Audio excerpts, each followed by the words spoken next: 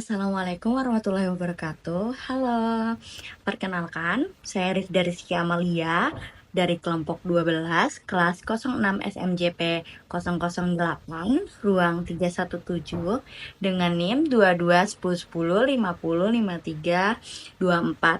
Saya dari Fakultas Ekonomi dan Bisnis, jurusan Manajemen Keuangan, Universitas Pamulang. Dalam video ini, saya akan membahas tentang kebijakan dividen. Video ini dibuat untuk memenuhi tugas mata kuliah Behavioral Corporate Finance dengan dosen pengampu dengan Bapak Rudi Sanjaya.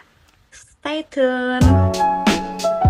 Definisi dividen. Menurut Halim, dividen adalah pembagian laba atau keuntungan yang dilakukan oleh suatu perseroan pada para pemegang saham atas keuntungan yang diperoleh perusahaan. Dapat disimpulkan bahwa dividen adalah pembagian keuntungan kepada para pemegang saham. Selanjutnya, jenis kebijakan dividen. Yang pertama, dividen stabil atau dividen per share policy. Yang kedua, dividen konstan atau dividen payout ratio policy. Yang ketiga, dividen compromise policy. Yang keempat, dividen residual dividend policy. Di kebijakan dividen, yang pertama, kebijakan dividen stabil. Perusahaan memberikan dividen dalam jumlah nominal yang tetap setiap tahunnya tanpa dipengaruhi oleh naik turunnya laba. Kebijakan ini menunjukkan kestabilan kinerja perusahaan di mata investor, bahkan saat perusahaan mengalami kerugian secara akuntansi, dividen tetap dibagi seperti biasa. Yang kedua, ada kebijakan dividen rasio tetap. Dividen dibagikan berdasarkan presentasi tetap dari laba bersih, sehingga jumlah nominalnya bisa berbeda tiap tahun tergantung pada besarnya laba. Misalnya, jika perusahaan menetapkan rasio dividen 40%, maka setiap tahun 40% dari laba akan dibagikan sebagai dividen meskipun jumlah laba itu sendiri bervariasi. Yang ketiga, ada kebijakan dividen fleksibel. Dividen disesuaikan dengan kondisi keuangan perusahaan dari waktu ke waktu. Jika kondisi keuangan memungkinkan, dividen dibagikan. Jika tidak, maka tidak ada dividen yang dibayarkan. Kebijakan ini fleksibel dan mempertimbangkan perubahan internal maupun eksternal perusahaan. Yang keempat, ada kebijakan dividen residual. Dividen hanya dibayarkan jika ada sisa laba setelah semua kebutuhan investor perusahaan terpenuhi. Jika seluruh laba digunakan untuk investasi, maka tidak ada dividen yang dibagikan. Kebijakan ini biasanya disesuaikan oleh investor jangka panjang yang lebih mengutamakan pertumbuhan perusahaan daripada pendapatan dividen. Yang kelima, ada kebijakan dividen rendah ditambah ekstra. Perusahaan menetapkan dividen dalam jumlah rendah secara konsisten, namun memberikan tambahan dividen atau dividen ekstra saat perusahaan meraih laba tinggi. Tambahan dividen ini biasanya mendapatkan respon positif dari pasar dan berdampak pada kenaikan harga saham perusahaan.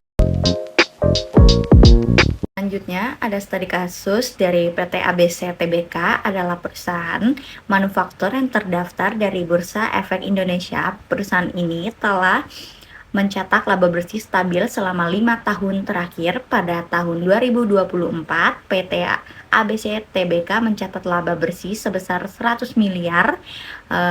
Dalam rapat umum pemegang saham atau RUPS, manajemen harus memutuskan apakah laba akan dibagikan sebagai dividen atau ditahan untuk ekspansi. PT ABC memutuskan untuk menahan 60% atau 60 miliar ekspansi pabrik dan membagikan 40% sebagai dividen tunai, dividen per saham. Jika ada 1 miliar saham, maka DPS 40 per saham. Keputusan ini menunjukkan bahwa perusahaan bertanggung jawab kepada pemegang saham dengan tetap memberikan dividen, namun tetap fokus pada pertumbuhan bisnis tanpa harus bergantung pada pembiayaan eksternal.